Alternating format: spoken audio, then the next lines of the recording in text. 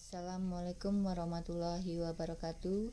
Kita mulai pembahasan hari ini tentang hakikat ilmu kimia, peranan kimia dalam kehidupan, dan metode ilmiah. Kita mulai dengan hakikat ilmu kimia. Ilmu kimia ini berasal dari bahasa Arab, yaitu alkimia, yang artinya perubahan materi. Ini artinya ilmu kimia secara singkat diartikan sebagai ilmu yang mempelajari rekayasa materi, yaitu mengubah materi menjadi materi lain. Materi itu sendiri adalah segala sesuatu yang menempati ruang dan mempunyai massa. Susunan materi mencakup komponen-komponen pembentuk materi dan perbandingan tiap komponen tersebut. Struktur materi mencakup struktur partikel-partikel penyusun suatu materi atau menggambarkan bagaimana atom-atom penyusun materi tersebut saling berikatan. Sedangkan sifat materi ini mencakup sifat fisik dan sifat kimia. Sifat suatu materi ini dipengaruhi oleh susunan dan struktur dari materi tersebut. Perubahan materi meliputi perubahan fisik dan perubahan kimia. Jadi secara lengkapnya, ilmu kimia adalah ilmu yang mempelajari tentang susunan, struktur, sifat, perubahan, serta energi yang menyertai perubahan zat atau materi. Hakikat ilmu kimia ini adalah bahwa benda itu bisa mengalami perubahan bentuk atau deformasi maupun susunan partikelnya menjadi bentuk lain. Perubahan letak susunan ini mempengaruhi sifat-sifat yang berbeda dengan wujud yang semula. Kimia umumnya dibagi menjadi beberapa bidang utama. Cabang ilmu kimia di bidang utama ini terbagi menjadi 5, yaitu kimia analitik, biokimia, kimia anorganik, kimia organik, dan kimia fisik. Kimia analitik ini adalah studi yang melibatkan bagaimana kita menganalisis komponen kimia dalam sampel. Contohnya, berapa banyak sebenarnya kafein yang ada di dalam secangkir kopi, ya. Nah, ini dianalisis di dalam kimia analitik. Nah, bidang yang menggunakan kimia analitik ini meliputi ilmu forensik, ilmu lingkungan, dan pengujian obat. Kimia analitik dibagi menjadi 2 subcabang, yaitu analisis kualitatif dan kuantitatif. Untuk analisis kualitatif, ini menggunakan metode atau pemastian untuk membantu menentukan komponen zat. Sedangkan analisis kuantitatif membantu untuk mengidentifikasi berapa banyak setiap komponen hadir dalam suatu zat. Berikutnya biokimia. Biokimia mempelajari senyawa kimia, reaksi kimia, dan interaksi kimia yang terjadi dalam organisme hidup. Biokimia dan kimia organik ini berhubungan sangat erat, seperti dalam kimia medisinal atau neurokimia. Nah, biokimia juga berhubungan dengan biologi molekuler, fisiologi maupun genetika.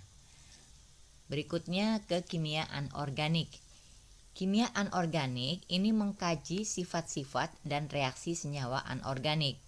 Kimia anorganik ini meliputi semua bahan yang tidak organik dan disebut sebagai zat tak hidup atau senyawa yang tidak mengandung ikatan karbon dan hidrogen. Senyawa yang dipelajari oleh ahli kimia anorganik ini biasanya meliputi struktur kristal, mineral, logam, katalis, dan sebagian besar unsur pada tabel periodik. Yang keempat adalah kimia organik.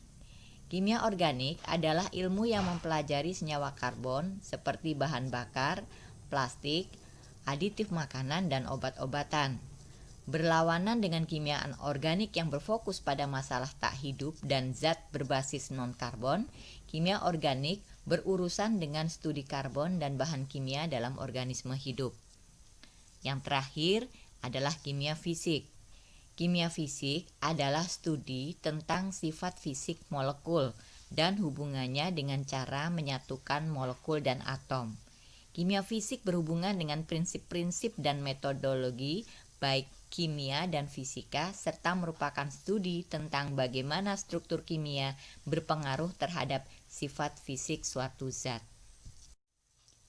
Ada dua hal yang berkaitan dengan kimia yang tidak terpisahkan, yaitu kimia sebagai produk temuan ilmuwan dan kimia sebagai proses atau kerja ilmiah. Produk diantaranya adalah pengetahuan yang berupa fakta, konsep, prinsip, hukum, dan teori.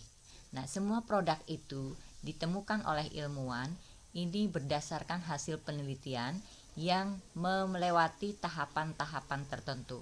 Nah, tahapan-tahapan itulah yang dikenal dengan nama metode ilmiah. Dari sini kita bisa menyimpulkan metode ilmiah adalah proses keilmuan untuk mendapatkan pengetahuan secara sistematis melalui bukti fisik. Atau metode ilmiah juga merupakan serangkaian kegiatan yang sistematis, logis, objektif, dan replikatif atau dapat diulang dalam rangka menjelaskan atau menyelesaikan masalah. Tujuan dari metode ilmiah itu sendiri diantaranya adalah untuk mendapatkan pengetahuan ilmiah yang rasional dan teruji sehingga merupakan pengetahuan yang dapat diandalkan. Sedangkan manfaat dari metode ilmiah itu sendiri adalah yang pertama, untuk menghasilkan penemuan berguna. Yang kedua, untuk mengembangkan ilmu pengetahuan. Yang ketiga, untuk memecahkan suatu masalah menggunakan penalaran. Dan yang keempat, untuk mengungkapkan kembali rahasia alam yang mungkin belum terungkap.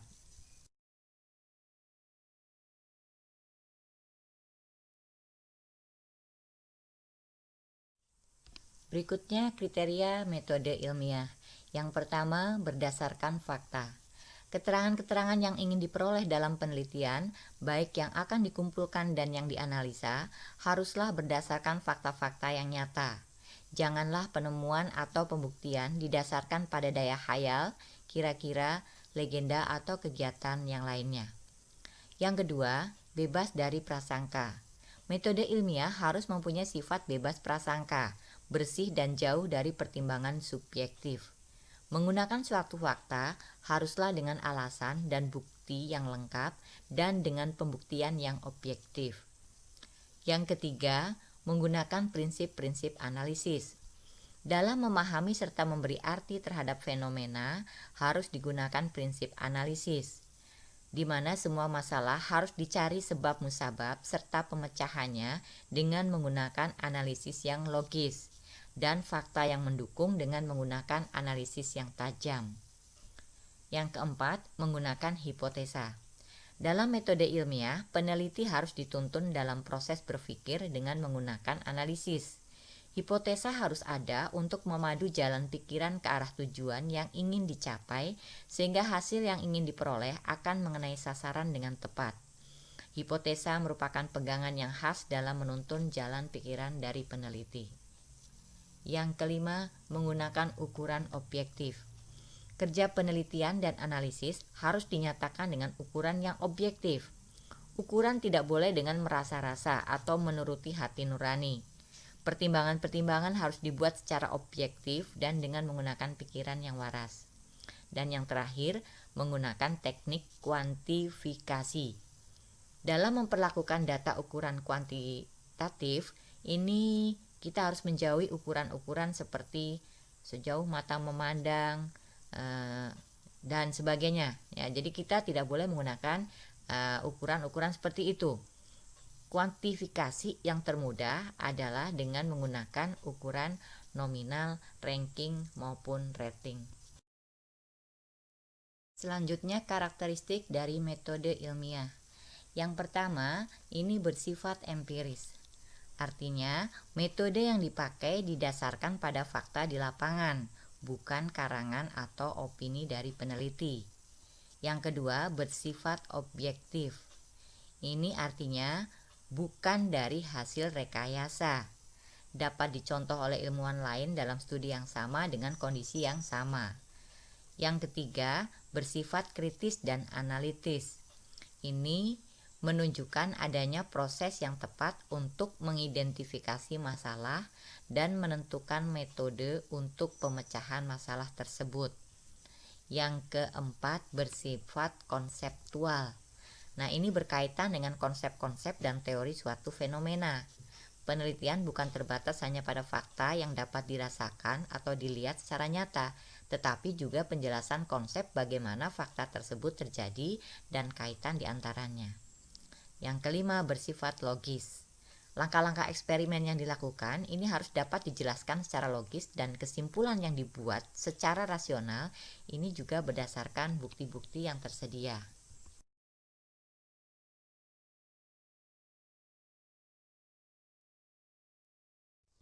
Selanjutnya, keterampilan apa yang harus dimiliki oleh seorang peneliti? Keterampilan ilmiah yang harus dimiliki seorang peneliti diantaranya yang pertama adalah kemampuan melakukan pengamatan atau observasi. Observasi dapat dilakukan melalui pengamatan, pendengaran, perabaan, ataupun penciuman. Yang kedua, kemampuan mengelompokkan objek-objek yang diteliti. Mengelompokkan atau mengklasifikasi ini merupakan kegiatan untuk memudahkan dalam mempelajari sesuatu. Setiap pengelompokan memiliki dasar dan tujuan tertentu. Contohnya, di dalam kimia, unsur-unsur dikelompokkan ke dalam kelompok golongan maupun periode di dalam tabel periodik. Nah, ini dimaksudkan supaya kita lebih mudah mempelajari sifat-sifat unsur tersebut berdasarkan golongannya. Yang ketiga adalah kemampuan menafsirkan dan memprediksi.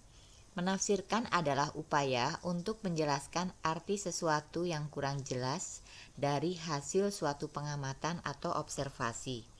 Memprediksi berarti meramalkan mengenai sesuatu yang akan terjadi berdasarkan hasil pengamatan. Yang keempat, kemampuan mengidentifikasi variabel.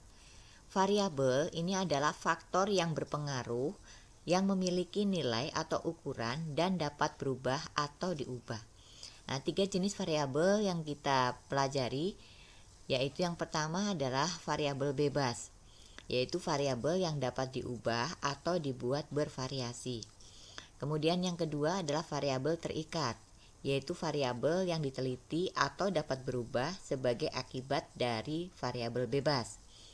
Yang ketiga adalah variabel kontrol, yaitu variabel tetap atau variabel yang tidak diberikan perlakuan. Yang kelima yaitu kemampuan dalam mengajukan pertanyaan. Pertanyaan itu merupakan kalimat interrogatif yang membutuhkan jawaban, sedangkan bertanya ini merupakan kegiatan meminta jawaban atau penjelasan suatu pertanyaan. Mengajukan pertanyaan dapat membantu dalam kerja ilmiah, yaitu pada saat melakukan perumusan masalah. Pertanyaan dalam kegiatan ilmiah ini dibagi menjadi 4 macam pertanyaan. Yang diantaranya, yang pertama yaitu pertanyaan untuk mengungkap fakta.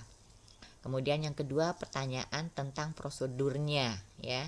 Yang ketiga, pertanyaan tentang penggunaan alat dan bahan, dan yang keempat, pertanyaan untuk merancang kegiatan. Selanjutnya, kemampuan keenam yaitu kemampuan dalam merencanakan percobaan. Nah, kemampuan merencanakan percobaan ini sangat diperlukan untuk mempermudah dalam pelaksanaan penelitian. Perencanaan penelitian ini meliputi tujuan penelitian, variabel yang akan dilibatkan, kemudian langkah kerja, dan cara menganalisis data. Dan yang terakhir, ini adalah kemampuan mengkomunikasikan hasil penelitian. Seorang peneliti harus bisa mengkomunikasikan hasil penelitian yang telah dilakukannya. Komunikasi hasil penelitian ini bisa dalam bentuk grafik, kemudian lisan, tulisan, gambar, maupun diagram. Komunikasi yang paling penting adalah ketika melakukan publikasi ilmiah terhadap penelitiannya dalam bentuk laporan ilmiah, jurnal ilmiah, maupun seminar ilmiah. Selanjutnya kita masuk ke tahapan metode ilmiah.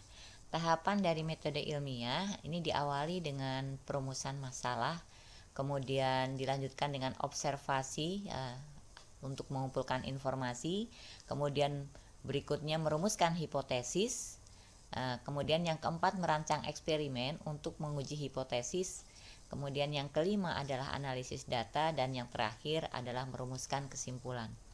Kita bahas dulu yang pertama yaitu tahapan perumusan masalah.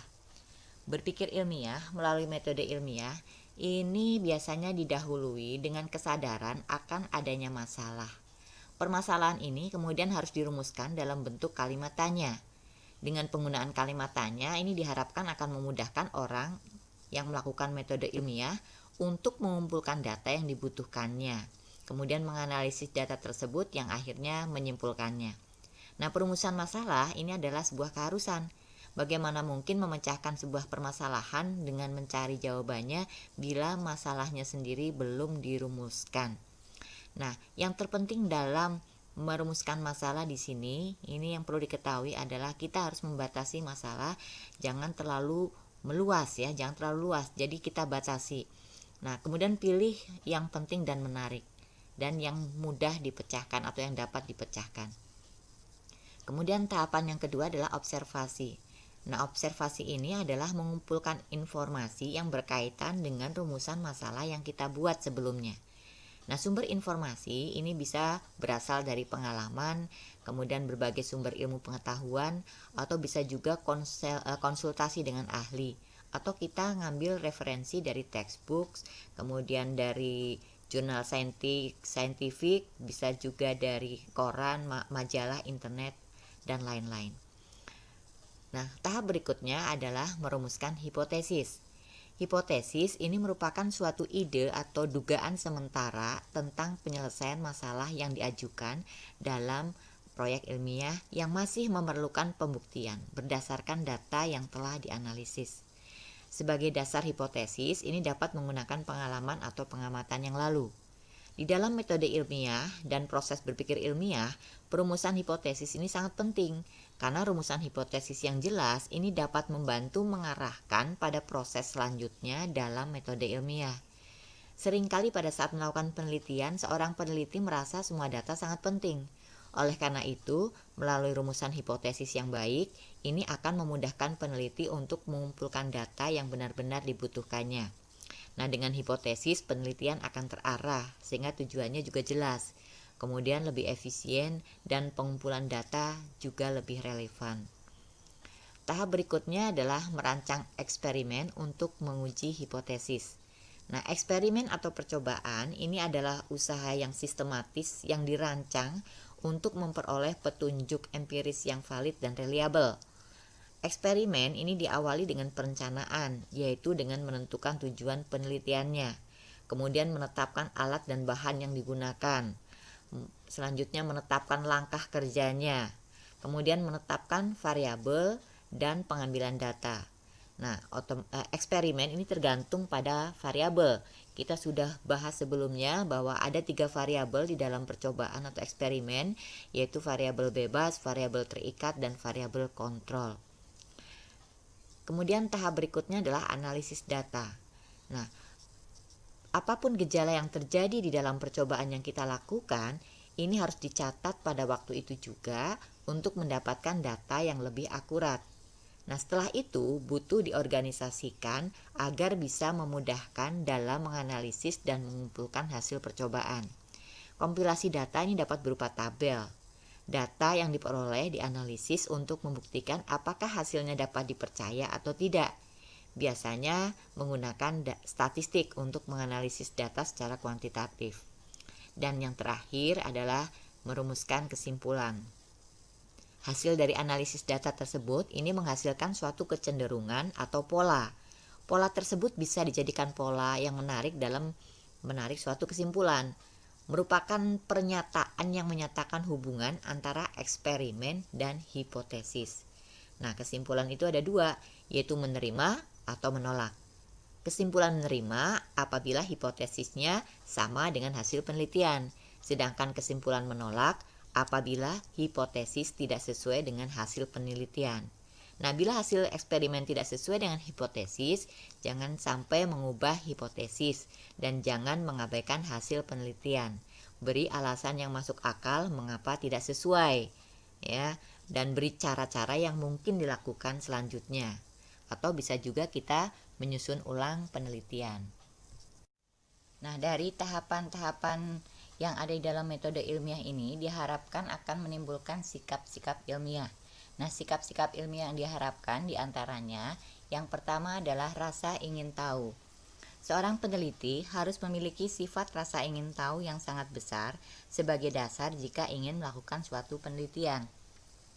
Apa, bagaimana, mengapa peristiwa tersebut dapat terjadi, yang pada akhirnya seorang peneliti dapat mengungkapkan fenomena yang terjadi melalui suatu penelitian, sehingga mendapatkan suatu jawaban atau hasil yang memuaskan.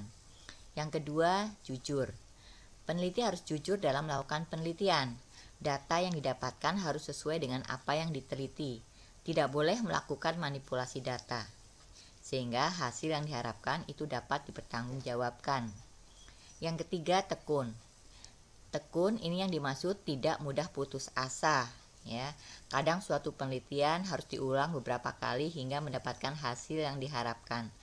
Hal ini menyebabkan seorang peneliti harus memiliki sifat tekun dan pantang menyerah. Yang keempat, sifat teliti. Artinya di sini bertindak hati-hati dan tidak ceroboh, sehingga kesalahan dalam penelitian dapat dihindari. Yang kelima, bersifat objektif, ya. Bersikap objektif. Nah, hasil dari penelitian ini tidak boleh dipengaruhi perasaan pribadi, sehingga dapat menyebabkan data yang bersifat subjektif. Semua data yang diperoleh harus didasarkan pada fakta yang ditemukan di lapangan. Yang keenam, sikap terbuka.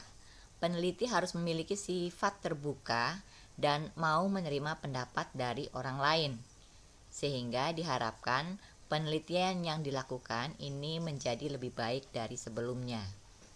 Sikap yang ketujuh adalah toleran. Seorang ilmuwan harus bersedia menerima gagasan dari orang lain dan mau belajar serta membandingkan pendapatnya dari orang lain dan tidak boleh memaksakan pendapat kepada orang lain. Sikap yang kedelapan yaitu optimis. Seorang ilmuwan harus memiliki sifat optimis terhadap penelitian yang sedang dilakukannya. Tidak boleh bersifat pesimis karena dapat menyebabkan penelitian yang dijalankan tidak berhasil karena dari awal sudah pesimis duluan, ya. Kemudian yang kesembilan adalah sikap pemberani. Nah, ilmuwan harus berani melawan semua ketidakbenaran, penipuan dan kepura-puraan yang akan menghambat kemajuan, ya. Dan yang terakhir adalah sikap peduli lingkungan. Nah, sikap peduli lingkungan ini juga harus dimiliki oleh ilmuwan agar lingkungan yang dijadikan tempat penelitian ini tidak mengalami kerusakan. Nah, dari produk yang dihasilkan oleh ilmuwan yang berasal dari tahapan menggunakan metode ilmiah, ini temuan-temuan dari ilmuwan tadi dikembangkan di berbagai bidang industri. Nah, ilmu kimia ini diperlukan dan terlibat dalam kegiatan industri dan perdagangan, kesehatan, dan berbagai bidang lain. Kedepan, ilmu kimia sangat berperan dalam penemuan dan pengembangan material dan sumber energi baru yang lebih bermanfaat, bernilai ekonomi tinggi, dan lebih ramah lingkungan. Nah, sekarang kita lihat peranan ilmu kimia dalam kehidupan sehari-hari. Peranan ilmu kimia di bidang kedokteran. Di bidang kedokteran, ilmu kimia memiliki manfaat, di antaranya untuk uji kesehatan, laboratorium, pembuatan alat pencuci darah, pembuatan materi sintesis pengganti tulang, gigi, dan pembuatan obat-obatan. Kemudian digunakan juga untuk mengecek infeksi dalam sampel darah, serta mendeteksi ada atau tidaknya virus HIV dalam darah.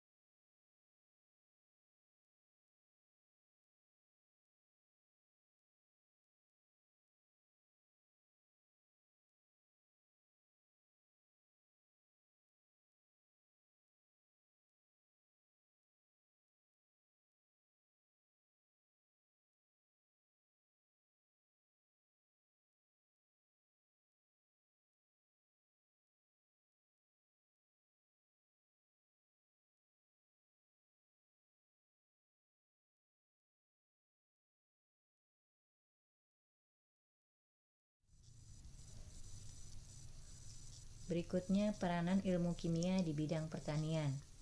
Penemuan dan pembuatan komposisi baru pada pertanian, seperti pada pembuatan obat pembasmi hama yang notabene ini terdiri dari bahan-bahan kimia. Selain itu juga, sekarang ini juga telah berkembang banyak jenis dari pupuk-pupuk kimia di pasaran yang juga merupakan hasil dari kemajuan ilmu kimia di bidang pertanian. Para petani memanfaatkan ilmu kimia dengan menggunakan pupuk dan pestisida untuk kelangsungan hidup tanaman mereka. Selanjutnya, peranan ilmu kimia di bidang pangan. Ilmu kimia dimanfaatkan untuk pembuatan keju, margarin, mayonaise, dan lain-lain. Makanan-makanan kemasan maupun kalengan dikemas dengan bahan yang tidak mudah berkarat ataupun teroksidasi sehingga melindungi makanan di dalamnya. Demikian juga zat-zat aditif pada makanan akan menambah nilai dari makanan tersebut. Di antaranya adalah pengawet ditambahkan agar makanan dapat disimpan lebih lama. Pewarna ditambahkan supaya makanan tersebut semakin menarik. Demikian juga dengan penambahan pemanis buatan serta zat aditif lainnya yang dimaksudkan untuk meningkatkan mutu dari makanan tersebut. Selanjutnya, peranan ilmu kimia di bidang geologi. Bidang ini berkaitan dengan penelitian batu-batuan atau mineral dan pertambangan gas dan minyak bumi. Proses penentuan unsur-unsur yang menyusun mineral dan tahap pendahuluan untuk eksplorasi ini menggunakan dasar-dasar ilmu kimia. Manfaat ilmu kimia dalam bidang ini yaitu untuk membantu para peneliti mengetahui unsur-unsur yang terkandung dalam bebatuan atau mineral tersebut. Ilmu kimia juga berperan di bidang hukum dan forensik. Ketika terjadi kejahatan ataupun pembunuhan, para ilmuwan forensik menggunakan bahan kimia untuk memecahkan masalah-masalah kriminal. Misalnya, jika kita mencurigai bensin di pasaran telah dicampur dengan minyak tanah, maka harus dilakukan uji laboratorium. Demikian juga jika terjadi pembunuhan dan mayatnya tidak dapat dikenali, atau terjadi kecelakaan pesawat terbang, atau terjadi kebakaran yang mayatnya juga tidak dapat dikenali, maka untuk memastikan siapa orang yang terbunuh itu atau siapa korban dari kecelakaan itu atau juga korban dari kebakaran tersebut, maka dapat dilakukan dengan uji sidik jari atau uji DNA. Nah, bahan kimia yang digunakan antara lain adalah cyanokrilat, peraklorida, dan ninhidrin. Di bidang mesin, ilmu kimia dimanfaatkan antara lain untuk mempelajari sifat dan komposisi logam yang baik. Demikian juga untuk mempelajari sifat komposisi bahan bakar dan minyak pelumas mesin, sehingga mesin yang dibuat atau yang digunakan memiliki kualitas yang baik. Peranan ilmu kimia di bidang teknik sipil. Di bidang teknik sipil, bahan-bahan yang sering digunakan dalam bidang ini dihasilkan melalui riset berdasarkan ilmu kimia. Contohnya adalah bahan-bahannya semen, kayu, cat, paku, besi, paralon atau pipa PVC, lem, dan sebagainya. Nah, manfaat ilmu kimia dalam hal ini adalah agar bahan-bahan bangunan tersebut dapat diketahui kelebihan serta kekurangannya, sehingga dapat meminimalisir kecelakaan di kemudian hari. Berikutnya, peranan ilmu kimia di bidang biologi. Ilmu kimia bermanfaat untuk mempelajari mekanisme metabolisme dalam sel-sel hidup, mempelajari peran senyawa-senyawa organik seperti protein, lemak, karbohidrat dalam tubuh, dan lain-lain. Ilmu kimia di bidang biologi juga dimanfaatkan untuk membantu proses pencernaan makanan, pernafasan, metabolisme, fotosintesis, dan lain-lain. Di bidang tekstil, ilmu kimia dimanfaatkan dalam proses pembuatan zat warna ataupun proses pewarnaan tekstil tersebut. Bisa dibayangkan kalau tidak ada pewarnaan tekstil, mungkin kita tidak bisa memakai atau menggunakan pakaian yang berwarna-warni. Nah, zat warna tekstil ini bisa berasal dari zat warna dibuat dari zat warna sintetis maupun berasal dari zat warna alami. Yang berasal dari zat warna alami misalnya temulawak Ini memiliki zat pewarna kurkumin yang dapat digunakan sebagai pewarna kain rayon viskosa. Peranan ilmu kimia di bidang iptek atau ilmu pengetahuan dan teknologi. Ilmu kimia memiliki banyak peranan di bidang iptek. Di antaranya, diproduksinya mikrochip dari logam silikon dengan mutu tinggi, sehingga komputer dapat menyimpan banyak data dan mengolah data dengan cepat.